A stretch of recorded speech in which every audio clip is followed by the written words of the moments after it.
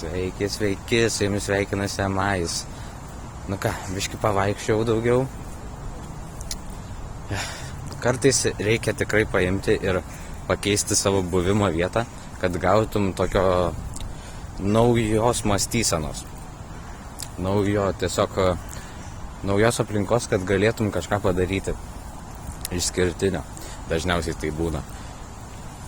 Tai jo, pavyzdžiui, namuose nesugebėjau, nei FLL šiandien, dabar yra kiek čia, 3, nusibrėžęs buvau nuo 12 ten ką nors daryti, bandyti ir tiesiog nesugebėjau.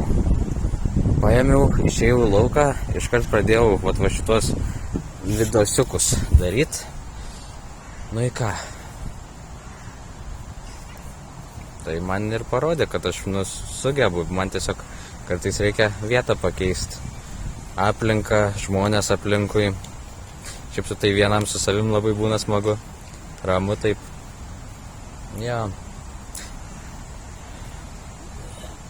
Kartais ne jūs būnat problema, o kažkas kitas. Kas jūs, vos nenumečiau. Kas jūs padaro tokiais, tokiais prie ribos daryt ar nedaryt. Nors jūs norite tai daryti.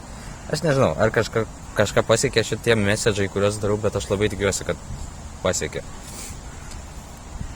Vienu žodžiu, pabandykit pasivaikščiot, gal padėtų. Pabandykit dar kokių nors dalykų, pasivažinėt gal, ramybėj pabūt. Visi šitie dalykai, kad ir maži, jie labai pakeičia visą būvį.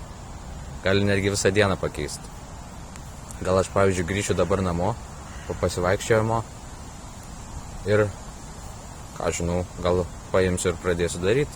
Gal tik tai šaltuko reikėjo, kad pradėčiau kažką kurti. Kas čia žino?